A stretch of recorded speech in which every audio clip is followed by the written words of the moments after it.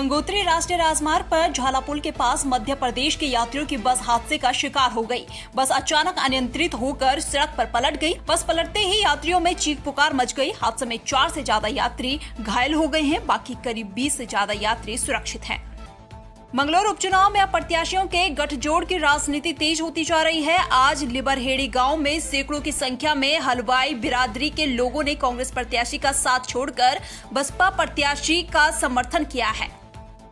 और ये हमारे वालिद साहब के जो काम हैं वो आज हमारे सामने आ रहे हैं। लोग पहले भी उनसे बहुत अच्छी तादाद में जुड़े हुए थे और आज उससे भी अच्छी तादाद में मुझे अपना आशीर्वाद और अपना प्यार देने का काम कर रहे हैं। ये मेरे लिए बहुत ही सौभाग्य और गर्व की बात है। मैं सारी ज़िंदगी इनका एहसान कभी नहीं भूलूंगा और इनके काम और सम्मान में कमी नहीं आने दूंगा। जो भी रुक जा भाई। परिवार के वो आपके समर्थन में आए जी और जोर से स्वागत भी किया है।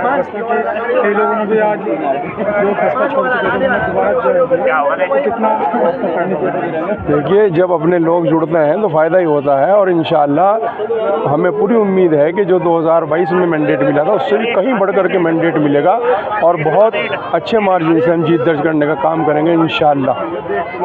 एक रिकॉर्ड तोड़ मार्जिन से हमारी जीत होने वाली है।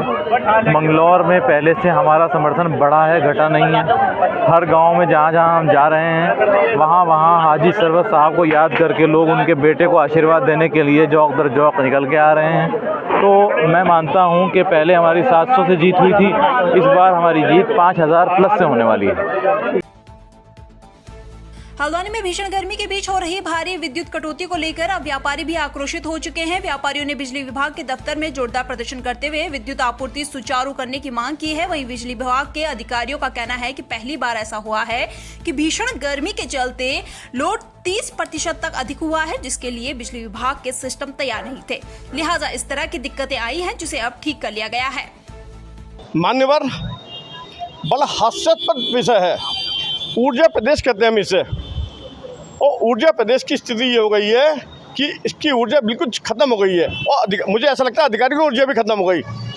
ये हालात हो गए हैं, दिन में बिजली गायब, रात को बिजली गायब। अभी मैं कल उत्तर प्रदेश से आ रहा हूँ, मेरठ गया, गाजियाबाद गया, बिजली जा ही नहीं रही है, जबकि हमारे यहाँ सबसे ज़्यादा बिजली का उत्पादन होता है। इस स्थिति में आज हम इन्हें समझाने आए हैं कि समझ लो। आज हम सब समझा रहे हैं, नहीं तो अगले हफ्ते हम इस बिजली विभाग में तालाबंदी करेंगे और पूरे अधिकारी को बंधक बना देंगे। मेरा शहर की जनता से वादा है, व्यापार मंडल व्यापारियों के साथ साथ सामाजिक काम भी करता है, हम इन्हें छोड़ेंगे नहीं। जय हिंद, जय भारत। योगेश शर्मा। जैसे लगातार विद्युत कटौती हो रही है और इस कदर हो रही है, कोई इनका टाइमिंग नहीं है, कुछ नहीं है।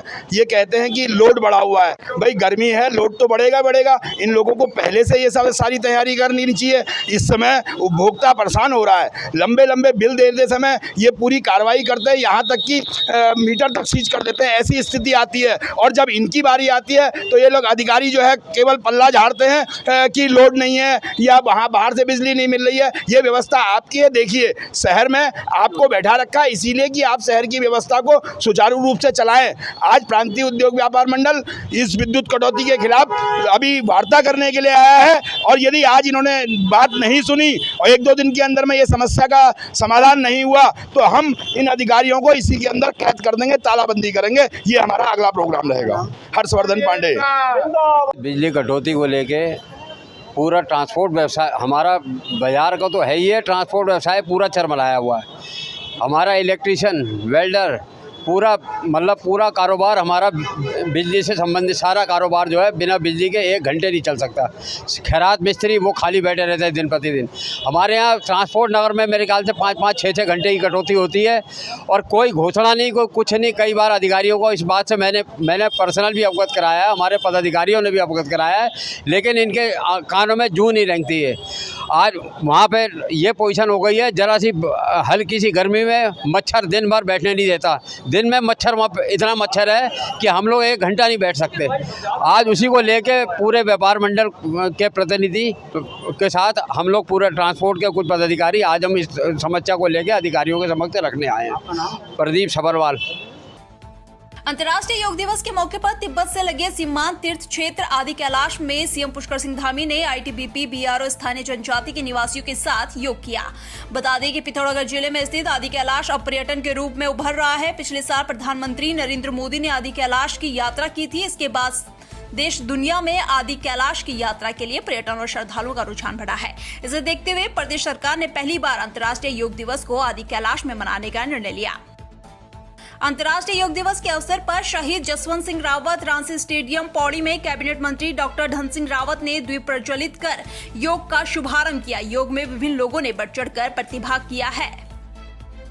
मैं सबसे पहले तो प्रधानमंत्री जी का बहुत बहुत धन्यवाद देना चाहता हूं कि ये 10वां अंतर्राष्ट्रीय योग दिवस है और लगभग 195 से ज़्यादा देशों में योग दिवस का कार्यक्रम होता है। आज पूरे विश्व में योग के जो ख्याति मिली है वो प्रधानमंत्री जी मोदी जी की बड़ी कृपा है इस पर। और हमारी सरकार के द्वारा हर डिग्री कॉलेज में एक एक योग टीचर रखा जा रहा है। 1800 वेलनेस सेंटरों में भी हम एक एक योग प्रशिक्षित बेरोजगारों को वहाँ पे रखने जा रहे हैं। तो मुझे लगता है कि हमको प्रतिदिन योग को अपने जीवन में सम्मिलित करना चाहिए। मैं आयुष विभाग की टीम को अपनी ओर से बहुत बहुत बधाई दे रहा हूँ, जिला प्रशासन को भी, कि उन्होंने यहाँ पे अच्छा आयोजन किया है। 10वां हमारा योगा दिवस था ये, और आप सभी भली भांति विदित हैं ये 2015 में माननीय प्रधानमंत्री जी द्वारा योगा डे के रूप में 21 जून को मनाने का निर्णय लिया गया था और आज ये एक अंतर्राष्ट्रीय योग दिवस के रूप में स्थापित हो चुका है। और आज पौड़ी के इस रायसी स्टेडियम में काफ़ी बड़ी संख्या में लोगों ने इसमें प्रतिभाग किया है।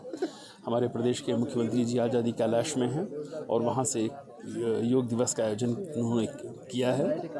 ये न केवल उत्तराखंड के लिए, पूरे देश के लिए और पूरे विश्व के लिए बहुत बड़ा संदेश है कि उस दुर्गम स्थान पर जाकर उन्होंने इस कार्यक्रम को किया।